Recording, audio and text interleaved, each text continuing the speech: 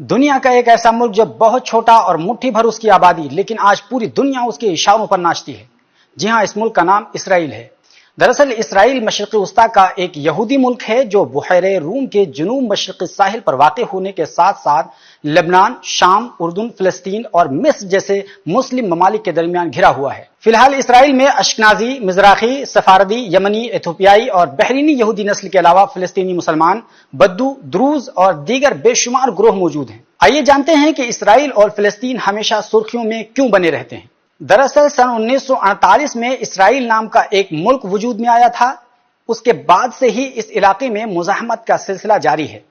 اسرائیل کے قیام کے محض ایک روز بعد ہی 15 مئی سن 1948 کو پہلی بار اسرائیل پر 4 عرب ممالک مصر، عراق، شام اور اردن نے حملہ کر دیا۔ سن 1967 میں مصر، اردن، لبنان اور شام نے اسرائیل پر دوبارہ حملہ کیا۔ اسی طرح 6 اکتوبر سن 1973 میں بھی مصر اور شام کی افواج نے یہودی تہوار یوم کپور کے موقع پر اسرائیل پر تیسری بار حملہ کیا، لیکن ان تینوں حملوں میں اسرائیل نے اپنے حریفوں کا نہ صرف شکست دی بلکہ 1967 کی جنگ کے دوران اسرائیل نے غزہ پٹی، ویسٹ بینک، جزیرہ نما سینائی اور گولان کی پہاڑیوں پر بھی قبضہ کر لیا۔ ان سب کے بعد مصر کو احساس ہوا کہ انہیں اسرائیل سے دشمنی ختم کر دینی چاہیے۔ آخرکار سن 1978 میں مصر کے صدر انور سادات اور اسرائیلی وزیر اعظم مناکن بیگن نے امریکی صدر جیمی کارٹر کی ثالثی میں دونوں ممالک کے درمیان امن کے لیے ایک معاہدہ کیا جسے کیمپ ڈیوڈ ایکارڈ کے نام سے جانا جاتا ہے۔ اس معاہدے میں دونوں ممالک نے ایک دوسرے کے مقبوضہ علاقوں سے دستبرداری کی بات کہی۔ اسی اقدام کے پیش نظر دونوں رہنما انور سادات اور مناکن بیگن کو مشترکہ طور پر امن کے لیے نوبل انعام سے نوازا گیا۔ یہ پہلا ایسا موقع تھا جب کسی عرب ملک نے اسرائیل کو ایک ملک کے طور پر تسلیم کیا تھا، اور یہ بات دیگر عرب ممالک خصوصاً فلسطینیوں کو کسی بھی قیمت پر تسلیم نہیں تھی۔ یہی وجہ تھی کہ اس معاہدے کے 3 برس بعد انور سادات کو قتل کر دیا گیا۔ فلسطینی رہنما یاسر عرفات نے سن 1964 میں PLO نامی ایک تنظیم کی بنیاد ڈالی، اور سن 1967 کی شکست کے بعد یاسر عرفات نے دیگر عرب ممالک پر انحصار کیے بغیر فلسطینی ریاست کے قیام کے لیے تشدد کے سہارے کوششیں شروع کر دی۔ اسی تشدد کی وجہ سے PLO کو ایک دہشت گرد جماعت قرار دے دیا گیا۔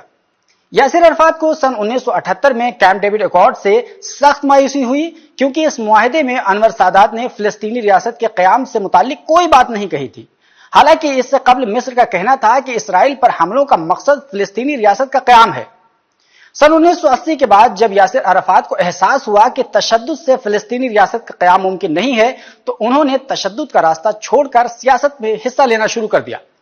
اسی دوران سن 1987 میں فلسطین کی سب سے بڑی اسلامی مزاحمتی تحریک حماس کی بنیاد شیخ احمد یاسین نے رکھی۔ اس کا بنیادی مقصد غزہ اور مغربی اردن میں اسرائیلی قبضے کے خلاف کوشش اور اسرائیلی فوج کو فلسطین کی سرزمین سے باہر کرنا تھا۔ اسی مقصد کے تحت انتفاضہ نامی ایک مزاحمتی مہم کی شروعات کی گئی جو تقریباً 6 برسوں تک جاری رہی۔ بالآخر سن 1993 میں امریکی صدر بل کلنٹن کی ثالثی میں یاسر عرفات اور اسرائیلی وزیر اعظم اسحاق رابین کے درمیان ایک معاہدہ ہوا جسے اوسلو ایکارڈ کے نام سے جانا جاتا ہے۔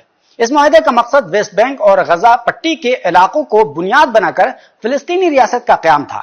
اس معاہدے کے 2 برس بعد اسرائیلی وزیر اعظم اسحاق رابین کو ایک یہودی نے قتل کر دیا۔ ادھر فلسطینیوں کو محسوس ہونے لگا کہ یاسر عرفات نے پورے ملک کا مطالبہ نہ کر کے محض ایک چھوٹے سے حصے پر قناعت کر لی ہے، اور اگر اس پر بھی عمل نہ ہو سکا تو فلسطینی عوام کی زبردست شکست ہوگی۔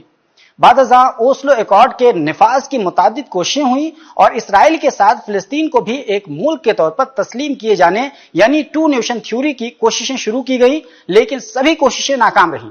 آخرکار سن 2000 میں امریکہ، اسرائیل اور PLO نے مشترکہ طور پر اس بات کو قبول کر لیا کہ اوسلو ایکارڈ ناکام ہو گیا ہے۔ اس اعلان کے بعد ہی فلسطین کے کالجز اور یونیورسٹیز کے طلبہ نے ایک بار پھر انتفاضہ کی شروعات کی۔ اس مہم کے تحت طلبہ نے تقریباً 4.5 برس تک تشدد اور پتھر بازی کے سہارے اسرائیل پر دباؤ بنانے کی کوشش کی تاکہ اسرائیل فلسطین کو ایک ریاست کے طور پر قبول کرے، لیکن یہ کوشش بھی ناکام رہی، اور اس کوشش کے نتیجے میں بے شمار فلسطینی نوجوان اسرائیلی فوج کے ہاتھوں ہلاک ہوئے۔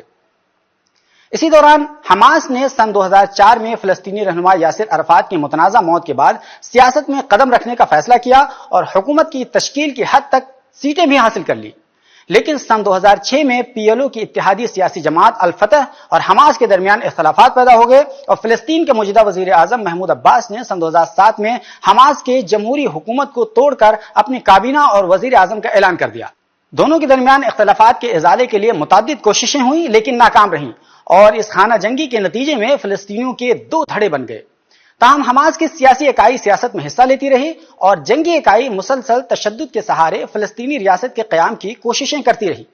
سن 2012 میں پہلی بار فلسطینی وزیر اعظم محمود عباس نے اقوام متحدہ میں فلسطین کو آزاد ریاست کا درجہ دلانے میں کامیابی حاصل کی۔ اس طرح فلسطین دنیا کی واحد ایسی ریاست ہے جس کے پاس نہ سرحد ہے اور نہ ہی زمین، لیکن اس کے باوجود اسے ایک ریاست کا درجہ حاصل ہے۔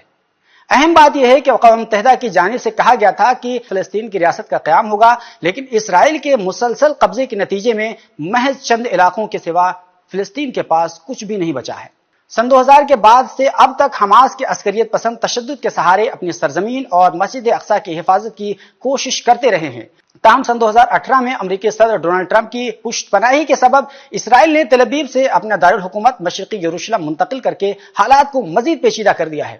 حالانکہ اسرائیل کے اس قدم کو اب تک بین الاقوامی سطح پر منظوری نہیں دی گئی ہے۔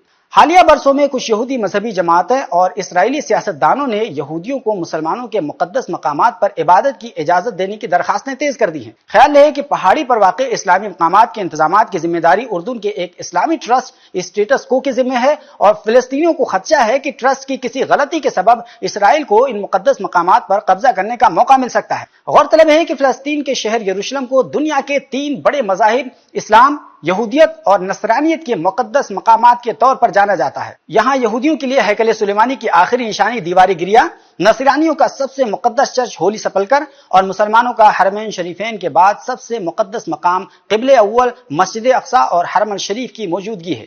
ان مقدس مقامات کی وجہ سے یہ علاقہ پوری دنیا کے لیے توجہ کا مرکز بنا ہوا ہے۔ خیال ہے کہ ٹیمپل ماؤنٹ مشرقی یروشلم میں واقع ہے اور سن 1967 کی جنگ کے دوران اسرائیل نے مشرقی یروشلم اور گولان کی پہاڑیوں پر قبضہ کر لیا تھا۔